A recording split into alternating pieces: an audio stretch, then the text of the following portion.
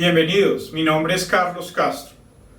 Vamos a mirar las regularidades de los datos financieros. Primero vamos a considerar los datos económicos y su relación con los datos financieros. En ambos casos, en particular, son procesos estocásticos que están indexados por el tiempo. ¿Por qué? Porque usualmente los economistas y los financistas analizan el comportamiento de la economía o de los mercados financieros con el objetivo de explicar lo que está sucediendo actualmente, pero también pensar en las perspectivas futuras. Entonces es vital que trabajemos con el comportamiento histórico de los datos. Sin embargo, vamos a ver que hay unas diferencias importantes en el análisis de datos financieros y económicos. Empecemos por los datos económicos. Los datos económicos usualmente son datos de baja frecuencia. Esto quiere decir que por el hecho de que son costosos de recolectar, solo los observamos cada año o cada 3 meses. En particular el Producto Interno Bruto. El Producto Interno Bruto es costoso de recolectar y no es viable recolectarlo a frecuencias más altas. Entonces, por eso son datos lentos, son datos de baja frecuencia.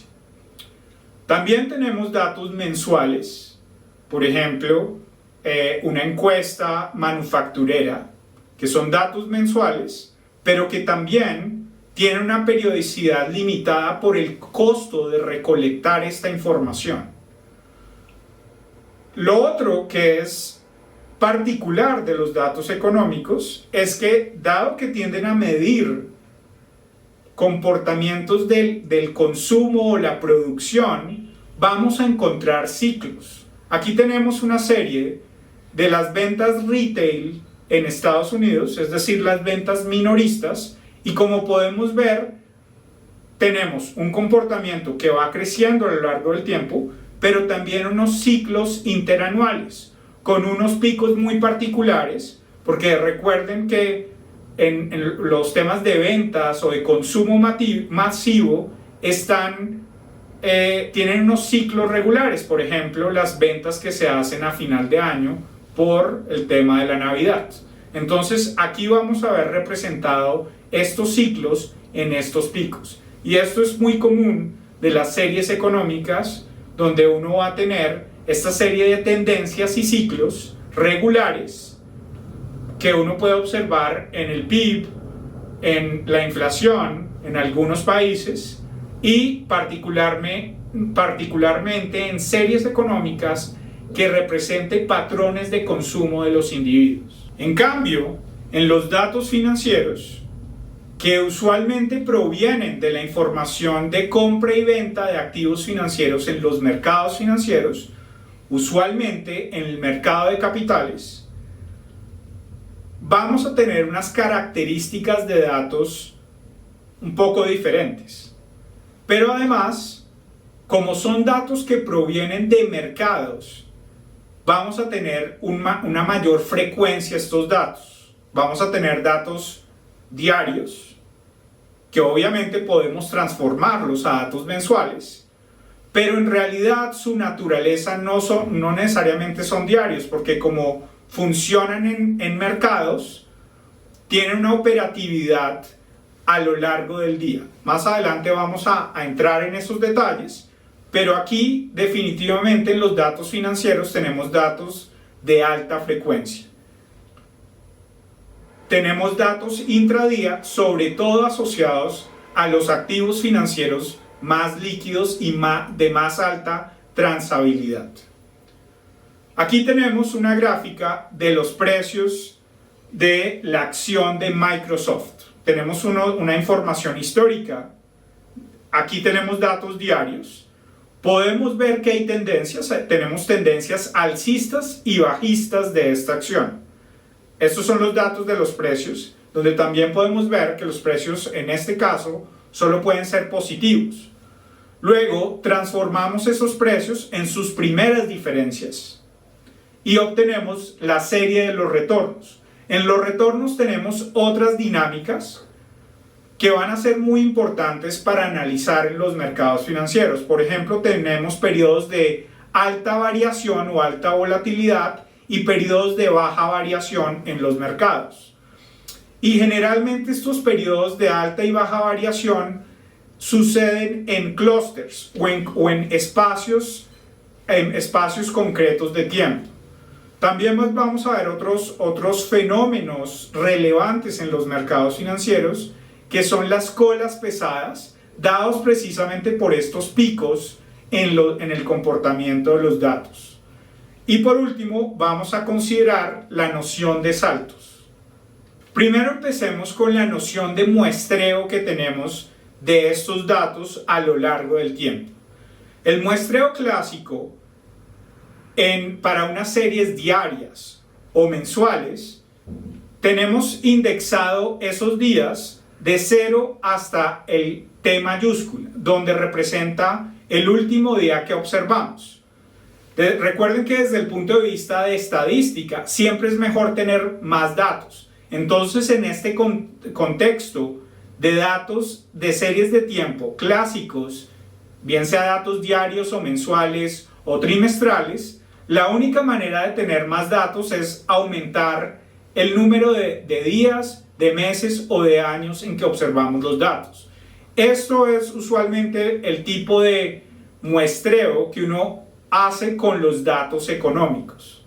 Para este tipo de datos es muy importante dos propiedades que vamos a explicar en detalle más adelante cuando veamos el tema de series de tiempo, y son la ergodicidad, que nos permite caracterizar los datos independientemente del momento del tiempo en que los estemos analizando, por un lado, y la otra propiedad es la estacionariedad, que también nos da una noción de estabilidad del proceso generador de datos a lo largo del tiempo. Desde el punto de vista financiero, hay que tener en cuenta que la teoría financiera y mucha de la matemática financiera que ustedes han estudiado o van a estudiar está basada en la noción de tiempo continuo. Cuando hablamos de tiempo continuo, quiere decir que tenemos observaciones que arrancan aquí en el 0 y terminan en el T mayúscula, pero tenemos observaciones a lo largo de toda esta línea. Esta es una abstracción que es muy útil desde el punto de vista matemático, que usted siempre tenga una observación para la modelación estocástica de la variable de interés, por ejemplo los precios o los retornos. Sin embargo, es una abstracción, porque en la realidad los datos no son continuos, todos los datos vienen de procesos discretos. Es decir, cuando yo voy y recojo los datos del mercado, por más de que tengamos mercados de muy alta frecuencia, siempre los datos se recogen en intervalos donde hay un espacio donde no hay datos. Entonces esto va en contra de la continuidad. Sin embargo, la continuidad nos proporciona, digamos, unas facilidades de modelación matemática. Entonces, usualmente, lo que hacemos es conciliar la modelación matemática en tiempo continuo con el proceso estadístico y muestral en tiempo discreto. Teniendo en cuenta ese proceso muestral discreto, que es el que existe en los datos reales, vamos a ver que en los mercados financieros, cómo este tiempo en realidad es un tiempo dado por eventos. De nuevo, aquí vamos a pensar que tenemos un mercado intradía. Eso quiere decir que este 0 es en el momento en que se abre el mercado, que puede ser las 8:30 de la mañana, y luego tenemos el periodo en que se cierra el mercado, que sería este T mayúscula, que sería las 15 horas. Usualmente los activos más líquidos transan en ese intervalo de tiempo, en los mercados de capitales. Pero, ¿qué sucede? Nosotros solo observamos un dato, por ejemplo, de un nuevo precio o de una orden de compra sobre un tipo de activo en momentos discretos, porque esto depende de la forma en que actúan los agentes. Por ejemplo, si se da una coincidencia entre un agente que quiere vender y otro que quiere comprar, entonces hay un evento y este evento va a marcar un nuevo precio. Entonces vamos a tener, por ejemplo, un evento que sucede a las 8:32 con un segundo. Ahí tenemos un dato que es un nuevo precio, pero luego no sucede nada en el mercado y de pronto 5 minutos después sucede un nuevo evento, es decir, a las 8:37. Luego puede que no suceda mucho, no coincidan los vendedores y los compradores y solo tenemos un nuevo precio hasta las 10:25. Y así sucesivamente, vamos cada vez, estos precios van a estar marcados por un tiempo que lo podemos denominar, como lo hacemos en inglés, por un timestamp, que representa cuando hay un evento que denota interés para el proceso de recolección de datos, bien sea porque se ha generado una compra o una venta, es decir, se ha dado la simultaneidad de ese evento, o simplemente estamos observando en la medida en que se están colocando órdenes en el libro de órdenes por parte de los participantes de mercado. Este tiempo de eventos tiene un reto importante porque vamos a ver que el intervalo entre eventos no va a ser constante, sino que vamos a tener, por ejemplo, un primer evento que se demora aproximadamente 3 minutos entre el espacio entre los dos eventos. Luego de pronto tenemos otro evento donde se puede demorar 2 horas hasta que surja ese nuevo evento. Entonces eso es lo que nos representan estos diferentes deltas. Tenemos un delta 1, un delta 2, delta 3 y así sucesivamente.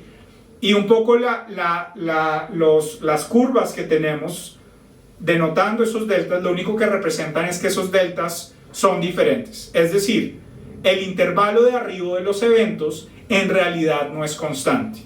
Y eso es un desafío importante porque nos genera una complicación en que ese muestreo, también estos tiempos de arribo son estocásticos en realidad. Lo que hacemos usualmente es pasar de una estructura de muestreo de eventos a una estandarización de los periodos en que estamos recolectando los precios, precisamente para que podamos superar este problema de que los tiempos de arribo de los eventos también es estocástico. Necesitamos un muestreo que nos permita fijar un tiempo muestral fijo para todos nuestros datos intradía. Entonces, ¿cómo lo hacemos? Simplemente vamos a fijar un delta y vamos a capturar la información a partir de todos los eventos que sucedieron alrededor de ese delta. Por ejemplo, escogemos un delta de 5 minutos. Entonces eso quiere decir que ahora vamos a estandarizar los tiempos en que observamos los diferentes precios. Entonces, por ejemplo, arrancamos con el precio con que abre el mercado, que es a las 8:30, 8:30, luego vamos a tener un segundo precio a las 8:35, 8:40, 8:45 y así sucesivamente. Esto nos va a dar un tiempo, una muestra que siempre en el día transable vamos a tener la misma cantidad de observaciones. En estos datos intradía, que hoy en día son muy importantes para el análisis estadístico de datos financieros, es importante tener en cuenta que la forma en que yo obtengo más datos es reduciendo el tamaño de delta, ¿sí? Es decir, si paso de un muestreo cada 5 minutos, voy a un muestreo cada minuto, pues naturalmente voy a tener más datos en el día. Podemos también tener, y usualmente es así cuando consideramos, digamos, lo que se llama un muestreo mixto o un diseño mixto del proceso de muestreo de nuestros datos en finanzas, es tener no solo los datos intradía, que nos va a dar un muestreo fijo con este intervalo, por ejemplo, de cada 5 minutos, pero también vamos a tener más datos en la medida en que tengamos más días. Entonces, la manera en que hacemos crecer nuestras muestras en este contexto financiero de datos intradía es reducir el intervalo de tiempo en que estamos recogiendo los datos en el periodo intradía, pero también aumentando el número de días. Sin embargo, por más de que, como observamos, en realidad los mercados financieros nos proporcionan una gran cantidad de información, y eso es, digamos, es muy importante y muy interesante desde el punto de vista estadístico. Pero tenemos que tener mucho cuidado porque en la medida en que tengamos sobre todo datos más finos o datos de mayor o alta frecuencia, o lo que se llama como ultra alta frecuencia, vamos a tener también datos más ruidosos. Y este ruido en los datos se debe a los mecanismos de intercambio que han sido diseñados en estas plataformas tecnológicas que se utilizan para comprar y vender activos. Esto es lo que se conoce como el ruido de la microestructura. Entonces, en realidad, lo que sucede es que hay una serie de mecanismos que hacen parte de la infraestructura de mercado que generan unas fricciones en los precios. Entonces, en realidad, el precio sin fricción es una variable no observable. Nosotros observamos una especie de precio sucio. Y la noción de precio sin fricción en realidad es la noción que tenemos desde el punto de vista de la teoría financiera. Este ruido de las microestructuras, como les mencionaba, se puede dar precisamente por el diseño de los mercados, digamos, o fenómenos que se dan, digamos, por ese diseño. Por ejemplo, el retorno a la media de las cotizaciones o los precios. Digamos que hay un overshooting de un precio de un activo y ese retorna a su media. También podemos tener el tamaño, una limitación al tamaño de acciones que podemos comprar o los intervalos de precios a los cuales podemos realizar cotizaciones de compra o venta.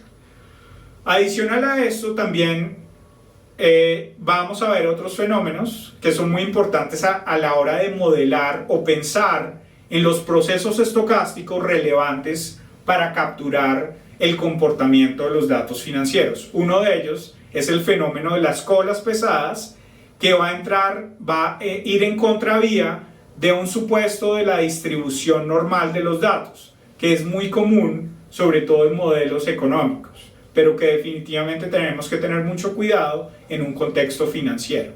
Por ejemplo, aquí vamos a ver lo que es la distribución empírica de unos datos financieros. Entonces hemos construido la distribución que viene de los datos a partir de una versión suavizada del histograma, ¿sí?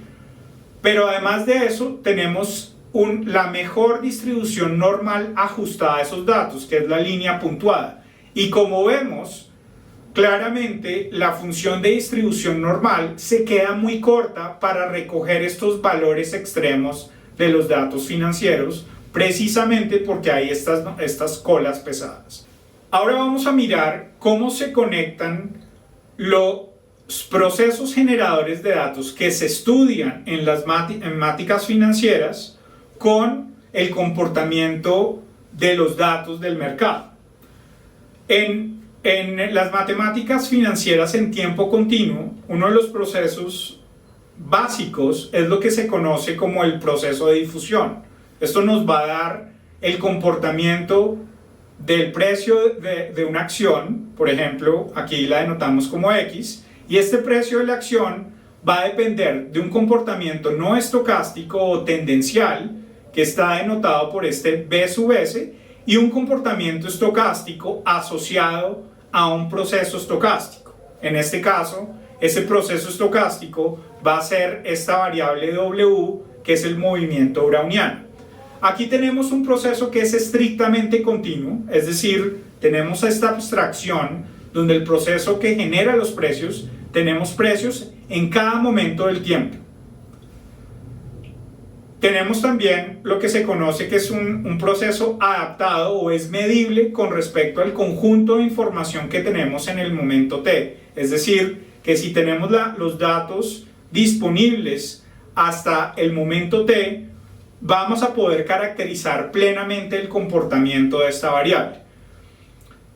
Y además, estamos haciendo un supuesto que este componente estocástico asociado a la variable W va a ser como choques o incrementos que va a tener estocásticamente sobre el proceso de precios que obedezcan a una distribución normal. Esto es lo que quiere decir, es que el supuesto es que los incrementos asociados a las variaciones de esta variable W tienen distribución normal. El anterior proceso es el proceso más conocido en la matemática financiera. Sin embargo, hoy en día existen generalizaciones de este proceso precisamente para hacer admitible algunos elementos de discontinuidad que son muy importantes en los datos financieros y en lo que yo observo en el mercado de los datos financieros, y es la posibilidad de que tenga discontinuidades o saltos.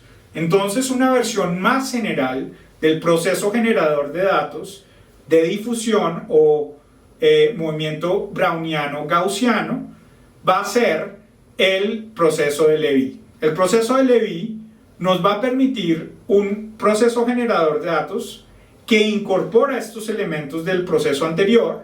Por ejemplo, un elemento que caracteriza la tendencia no estocástica, un elemento estocástico de nuevo con una variación dado por sigma, y este elemento estocástico asociado a esta variable aleatoria denotada W, pero además vamos a tener otros dos elementos que estén asociados a lo que se conoce como las discontinuidades pequeñas o los saltos pequeños y los saltos grandes. Entonces vamos a tener en este proceso de Levy lo que se conoce como la descomposición, donde tenemos un componente tendencial no estocástico primero, que es B de T, un componente estocástico que es estrictamente continuo, que es sigma de WT, y el tercero y cuarto componentes que no son estrictamente continuos y permiten admitir estos saltos. En la realidad, o la mayoría de la modelación estadística ha estado únicamente concentrada en lo que se conocen como los saltos grandes. Aquí la noción de saltos grandes o saltos pequeños es relativamente arbitraria. El último proceso que tenemos acá es un proceso que incorpora lo que teníamos anteriormente, el proceso de difusión, más un componente que ya no es continuo, que incorpora los cambios en los precios, que sería el delta de X de S, que es ese salto que está pegando, pero también incorpora como un elemento estocástico el momento en que se presenta ese salto. Es decir, el momento, y eso está capturado por este delta de Dirac, que es este 1, y es el momento en que yo observo que la magnitud de la variación de X es mayor que este parámetro var epsilon, y ese es donde identifico un salto. Miremoslo gráficamente. Aquí tenemos un proceso continuo donde observamos una continuidad estricta en el comportamiento de la serie de los precios, pero en realidad lo que observamos, recuerden que no es esta continuidad, sino un proceso de muestreo discreto que está representado por estos círculos que representan los datos, no esta abstracción de continuidad. Entonces lo que tenemos es un comportamiento de los datos con una variación que no es tan grande como para decir que esa variación es estocástica, pero es continua.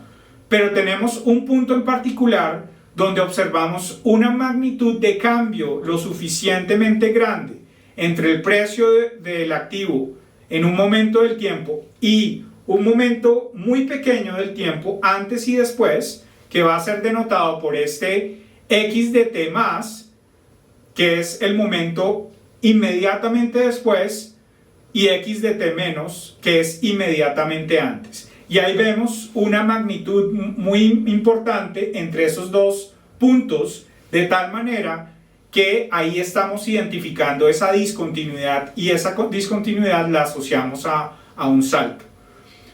Una propiedad importante, diferente al proceso de difusión clásico, es esta noción de que es un proceso cat-lag. Cat-lag no es otra cosa que una compresión de una palabra en francés que es continuité à droite y limité à gauche. Eso quiere decir que el proceso es continuo una vez ya se da el salto y hay una coincidencia entre xt más y el nuevo xt, pero hay una discontinuidad a la izquierda que representa esa diferencia precisamente entre xt inmediatamente antes de que suceda el salto, que es xt menos, y esa es la discontinuidad que va a caracterizar los saltos o que estamos tratando de recoger en los datos.